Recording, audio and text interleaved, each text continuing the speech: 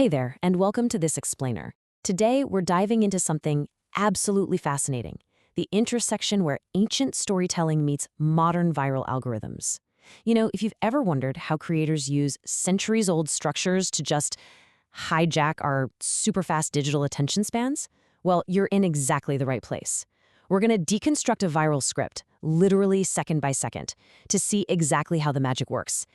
Okay, let's dive into this. I want you to picture a perfectly quiet, incredibly formal royal dinner party. The tension is palpable, the etiquette is super strict, and suddenly, out of nowhere, you hear this audacious quote ringing through the dining hall. "Your Majesty snores louder than a camel." I mean, no way, right? It is the absolute ultimate attention grabber. As an audience, you instantly want to know who on earth said this, why did they say it, and most importantly, how fast are they going to lose their head for insulting a king? All right, let's look at section 1, anatomy of a hook, grabbing attention in 3 seconds. Now, what's really interesting about this slide is the massive promise it makes to the viewer in just the first 0 to 3 seconds. We're not just reading a story here, we are analyzing a microscript that is precision engineered to stop the scroll. It promises high stakes. I mean, we're dealing with a king. It promises extreme public embarrassment in front of an entire palace. And, crucially, it promises a completely unexpected resolution right out of the gate. Everyone bursting into laughter instead of, gasping in horror. It just sets the stage so perfectly, it's pretty much impossible to look away. Moving right along to section 2, the core storytelling block. Subtitle here is Building the Narrative Fast. Okay, so once the viewer is hooked, you've got a really narrow window to actually deliver the plot. Let's break down how this escalates into a total disaster. In a mere 22 seconds of story time, we get these incredibly efficient bullet points. Boom. We establish our main characters, a clever merchant, and a mimicking parrot. Next, we set the scene, a quiet royal dinner. Then, the inciting incident, the parrot suddenly shouts that crazy camel snoring insult. But notice the pacing here. Complete silence falls over the palace. The storyteller uses that exact pause to crank the tension way up. And then, the parrot doubles down. It doesn't just hurl the insult, it literally starts imitating the king's loud snoring. The tension is at an absolute peak, and it didn't waste a single word. Which leads us perfectly into section 3, delivering the twist, defying expectations. So we've hit that crucial 25 to 40 second mark. This is where the story absolutely must deliver a satisfying payoff. So the crucial point is how this script handles the climax.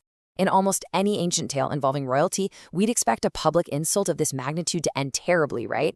Like the expected reaction is that the king stays serious and doles out harsh, swift punishment. But instead, we get this totally different actual reaction. The king tries to stay mad, but just bursts out laughing and actually rewards the merchant with a bag of gold. Completely subverting that harsh expectation, that's exactly what creates a delightfully memorable moment for us as viewers. And then, the king drops this joyful declaration. He tells the merchant and the whole court, a kingdom that laughs together stays happy together. It's just so great. It neatly ties up the whole narrative with a wholesome bow. The text explicitly hands us the moral here. Sometimes the funniest truth brings the biggest smiles.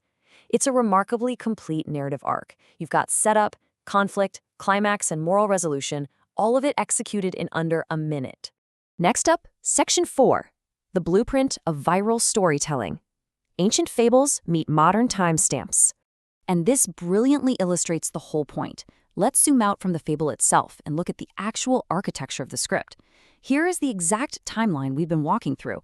0 to 3 seconds, that is purely dedicated to the hook. 3 to 25 seconds, that's all story buildup. And 25 to 40 seconds, that is strictly for the twist and resolution. It proves that the DNA of an ancient 1001 Night style fable can be perfectly, mathematically, mapped onto our frantic digital attention spans today. It's a literal formula where every single second has a specific job to do. Which brings us to section 5, the moral and engagement, or the modern call to action. Just like ancient storytellers in a busy bazaar might have ended a really good tale by passing around a hat, modern digital storytellers have their own distinct way of wrapping up a performance. Today, the coin of the realm is engagement. This is the literal call to action block from the end of the text. Step 1, like. Step 2, comment. Step 3, share. And Step 4, follow at viral Logi. The creator leverages all that goodwill and that little dopamine hit generated by that super tight 40-second story to actively build an audience. They're promising more amazing stories inspired by 1001 Nights, cleverly converting a passive viewer into an active follower. It's really the final, crucial puzzle piece of the whole viral script. And that brings us to the end of our explainer. But I want to leave you with a question to ponder. We've just seen how a simple little tale about a snoring king and a mimicking parrot can be structurally optimized to capture modern attention. So, if an ancient tale works so flawlessly in just 40 seconds using this hook, story, twist framework, what's your story? How could you apply these exact structural secrets to your own narratives? Thank you so much for joining me to unpack this fascinating blueprint. Until next time, keep learning, keep analyzing, and keep crafting great stories.